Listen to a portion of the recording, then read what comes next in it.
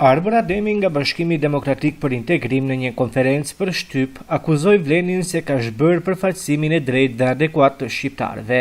Ai theksoi se Vlen kërkoi votën e shqiptarëve duke premtuar se do ta çonte përfaqësimin e drejtë dhe adekuat në një nivel më të lartë. Premtuan se shqiptarët do të përfaqësoheshin me të paktën 31.5% në institucionet shtetërore. Sot pas 2 vitesh në pushtet, rezultati është diametralisht i kundërt. Premtuan avancim, sollën kthim prapë. Premtuan ndryshim, sollën zhgënjim, premtuan revolucion politik, sollën regres politik.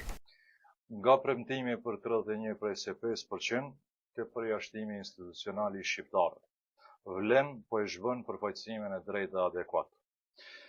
Të nderuar përfaqësues të mediave, Vlen kërkoi votën e shqiptarëve duke premtuar se do ta çonte përfaqësimin e drejtë dhe adekuat në një nivel më të lartë. Premtuan se shqiptarët do të përfaqësoheshin me të paktën 31.5% në institucionet shtetërore. Kështu e parafa në programin e tyre zgjedhor të vitit 2024. Sot, pas 2 vitesh në pushtet, rezultati është diametralisht i kundërt. Premtuan avancim, sollën kthim prapa. Premtuan ndryshim, sollën zhgënjim. Premtuan revolucion politik, sollën regres politik. Le t'i rikujtojmë faktet një nga një. Që në javën e parë të formimit të kësaj qeverie pa legjitimitet etnik, u ndërmor goditja e parë ndaj përfaqësimit të shqiptarëve.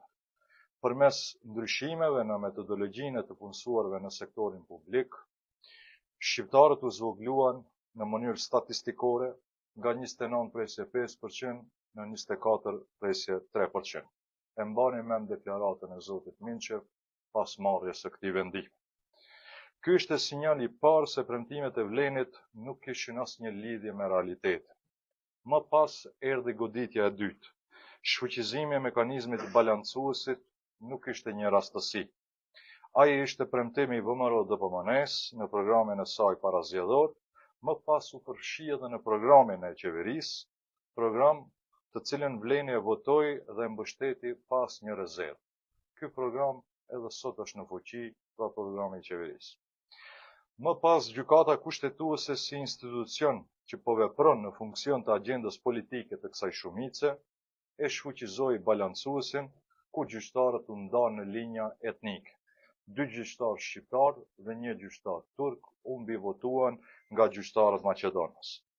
Pra, nuk kemi të bëjmë me një zhvillim të rastësishëm, kemi të bëjmë me një plan politik të paralajmëruar, të miratuar dhe të realizuar hap pas hapi.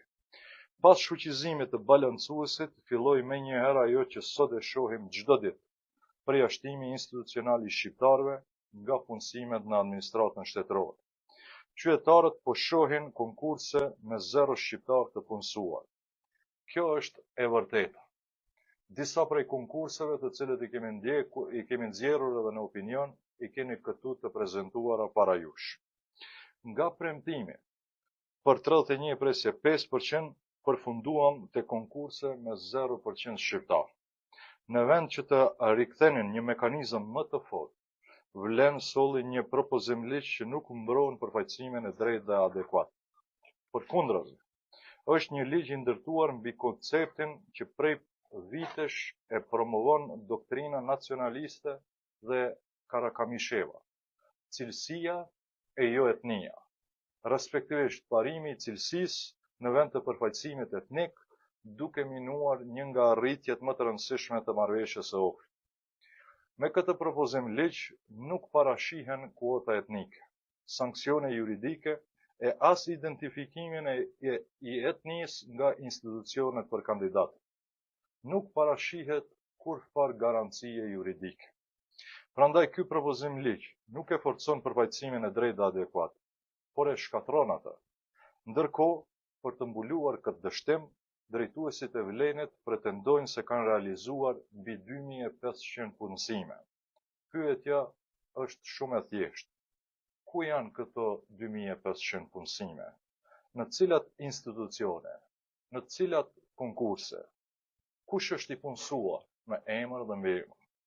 Sepse statistikat zyrtare nuk i mbështesin pretendimet e tyre.